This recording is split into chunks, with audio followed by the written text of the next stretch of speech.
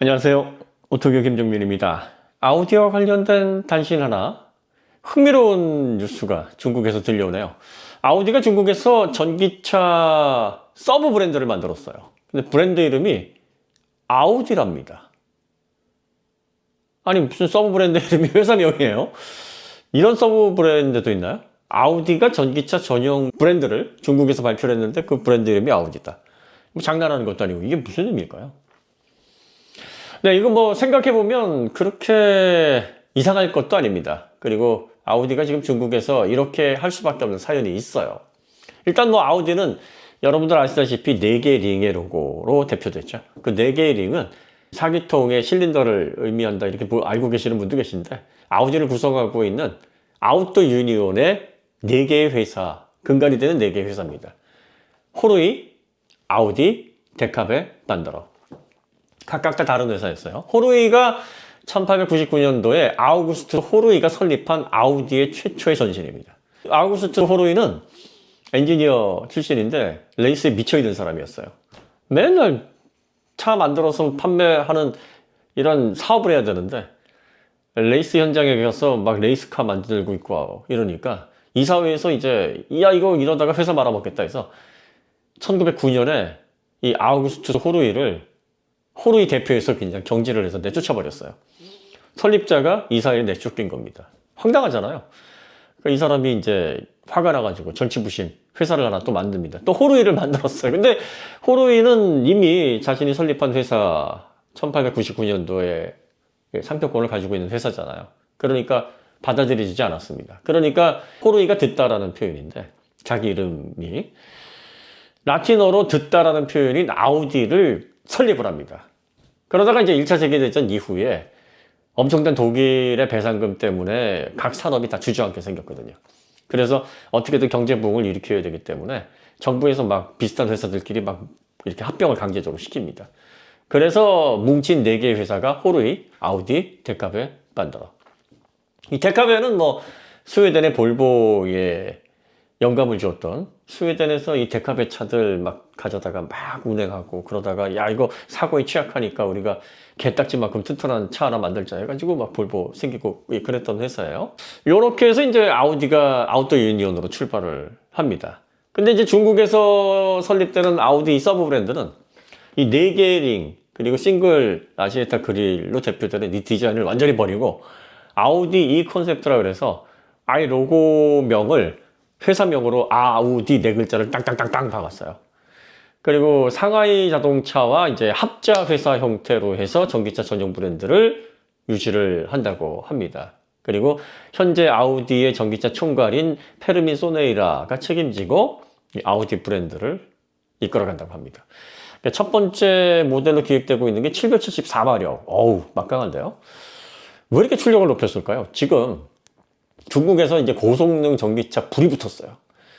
지커 007을 시작으로 아이오닉5N과 같은 고성능 전기차, 야 이거 저 현대차 저 고성능차 잡아야 된다. BYD에서는 아예 리튬 이산철을 가지고 막 8C, 9C, U9과 같은 막 슈퍼카도 내놓고 이러고 있고요.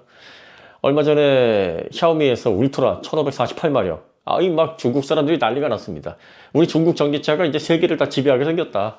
이제 야 테슬라 타이칸 이제 명함도 뭐 이러고 있습니다. 이러고 있는데 아우디에서 뭐 이트론 같은 거 팔고 그리고 ID4, ID3 뭐 이런 거 팔고 이러면 중국 사람들이 뭐라고 생각하겠어요. 그러니까 지금 폭스바겐과 아우디가 친환경 시장에 와서는 입지가 말이 아닙니다. 뭐 타이칸이야 이제 포르쉐 브랜드니까 막 높이 사긴 한데 그거 모델의 형제차인 이트론 GT도 이게 중국 취향에 잘 맞는 차는 아니거든요. 성능은 괜찮지만. 그러니까 사실 1984년도에 중국에 진출을 하면서 다른 제조사들이 다 우려했거든요. 야, 중국은 이 유럽 자동차를 살 만한 경제력 자체가 안 되고 앞으로 시장이 발전할 가능성이 없다. 다 이렇게 봤는데 폭스바겐은 아니야. 이제 중국은 사회주의 국가이지만 자본주의를 표방하는 만큼 발전 속도가 빠를 거야 해서 막 도로 깔아주고 기술 이전 막 해주니까 정부의 지원을 등에 업고 고속 성장을 할 수 있었고 국민들은 아예 폭스바겐을 국민차로 생각을 했었어요. 아우디는 벤츠에 버금가는 아주 고급차 그 이상으로. 그래서 정부 관료들이나 기업가들은 그래도 아우디를 우리가 좀 이용해야 되지 않을까라는 그런 호감까지 막 등에 업고 고속 성장을 했었다가 최근에 막 전기차 시대로 접어들면서 중국의 점유율이 막 박살나고 있습니다. 특히 올 3분기에 12%나 판매량이 급감을 했는데 이게 계속 막 7%, 8%, 10% 이제 12%까지로 분기별로 막 계속 감소를 하는 거예요. 이러다 보니까 전기차는 특히 BYD나 지커, 니오, 샤오펑 이런 브랜드에 완전히 밀려서 프로모션을 강력하게 걸어야지만 그 자리만 나가고 지금 재고가 엄청나게 쌓여 있다고 합니다.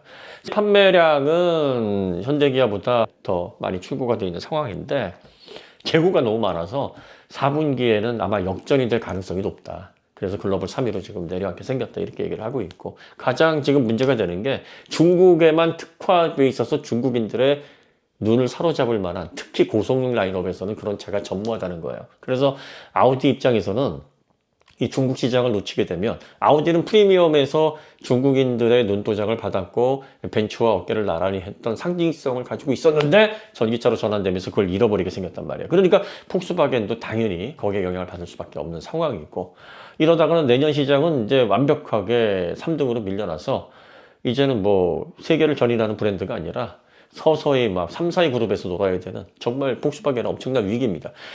독일 내 10개 공장 중에서 최소 3개를 지금 폐쇄를 해야 되는 입장이고 고용인들 임금 삭감 10% 해야 되는 입장이고 97년서부터 유지해왔던 고용 안정화 약속도 깨야 되는 정말 긴급한 이런 절대절명의 위기가 다 중국 시장 빨이에요.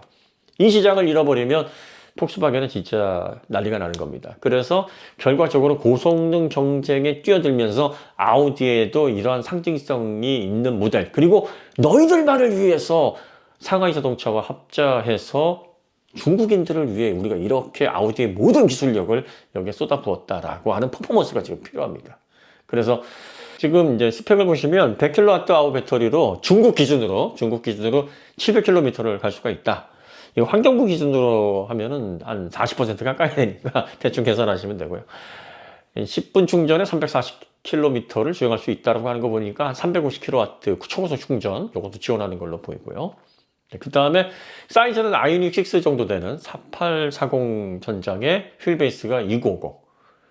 그 다음에 전고는 살짝 낮은 그 정도 사이즈로 해서 세단형과 CUV의 딱 중간형 아이오닉 6가 딱 세단과 CUV의 중간형이잖아요. 이런 형태고 실내는 디스플레이가 시원하게 끝까지 쫙 대시보드에 쭉 깔려져 있고 그 다음에 AI 기능 지금 중국에서 AI 기능 없으면 이거 구닥다리라고 보고 있거든요. AI 돌풍이 지금 일어나고 있는데 그 기능을 기반으로 해서 버튼을 최대한 보이지 않게 미니멀리즘으로 그리고 아우디 특유의 고급스러운 디자인 그 다음에 전면부에 싱글 프레임 없애고 아우디 딱 박아놓은 거예요. 그러니까 너희들이 지금 84년서부터 우리가 공들여 왔고 중국에서 프리미엄이라고 인정받고 있는 바로 그 브랜드를 그대로 우리의 기술력을 여기 다 쏟아부었고 상하이 자동차도 우리와 같이 함께 전용 플랫폼으로 이걸 만들어냈으니까 너희의 기술력도 같이 녹아져 있으면서 이런 브랜드를 아우디에서 770마력이나 되는 딱 중국인들이 좋아하는 CUV와 세단의 딱 중간 형태 활용도가 아주 좋은 이런 전기차를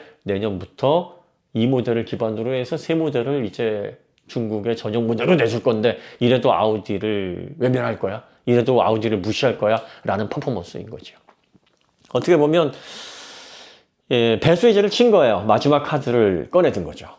제가 전통적인 레거시들이 친환경 시장에서 이제 기술력 싸움이나 그리고 또 앞으로 시장 점유율에 있어서 어려움이 생기게 될 때 결국은 이제 브랜드의 상징성, 헤리티지 이런 것들을 끌고 와서 결국은 이 이미지를 통해서 마지막 카드로 시장을 지켜내기 위한 그런 노력을 기울일 것이다 라고 말씀을 드린 바가 있는데 중국 시장에서 이제 그 카드를 꺼내든 거예요. 그러니까 서브 브랜드가 아우디일 수밖에 없는 거예요. 어떻게 보면 되게 웃긴 건데 아니 어떻게 서브 브랜드가 아우디야? 그들에게는 아우디가 중국에서 무너지면 폭스바겐도 힘을 받을 수가 없으니까 아우디가 결국은 프리미엄 친환경 전기차 시장을 어떻게든 지켜내야 되고 중국차로 전환된 그 관심을 다시 예전처럼 아우디로 돌려내야 되는 그런 절대절명의 위기에 지금 빠져 있는 거죠. 실제 차는 내년 하반기 정도에 나오지 않을까 예상으로는 그렇게 보이는데 어쨌든 중국인들을 위해서 중국 시장을 위해 철저하게 기획된 중국을 위한 브랜드. 그런데 그게 아우디. 그러니까 우리의 그동안에 1899년 호르이서부터 시작된 125년의 역사 그리고 또 거기에 담겨져 있는 헤리티지, 브랜드 밸류 이런 것들을 오로지 중국 소비자들 너희들을 위해서 우리가 그 정수만 모아서 이제 전기차로 선보일 건데 이래도 우리를 무시하고 이래도 우리에 대한 옛사랑을 다시 불 지피지 않을 거냐라는 중국 시장만을 위한 세레나데. 네. 아마 그 결과물이 아닐까 뭐 이런 생각이 좀 듭니다. 네, 어쨌든 스펙으로 봐서는 상당히 네, 중국 시장에서 꽤 그래도 이런 결과물로 이렇게 잘 출시가 된다 그러면 꽤 반응이 핫할 걸로 보이는데요. 실차가 나오면 우리가 또 어떤 가치를 담고 있는지 뭐 그런 것들을 차차 알아보는 것도 참 재미있는 포인트가 아닐까 싶습니다. 네, 오늘 아우디와 관련해서 아우디가 중국에서 서브 브랜드를 만들었는데 그 서브 브랜드가 아우디다. 달라진 게 있으면은 호르이, 아우디, 델카베, 반더러 그 4개의 링이 아닌 아우디 문자로 해가지고 딱 박아서 누가 봐도 아우디네?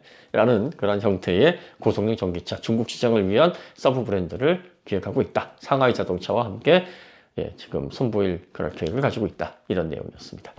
자, 오늘 이야기 여기서 마치도록 하고요. 다음에 더 좋은 콘텐츠로 찾아뵙겠습니다. 감사합니다.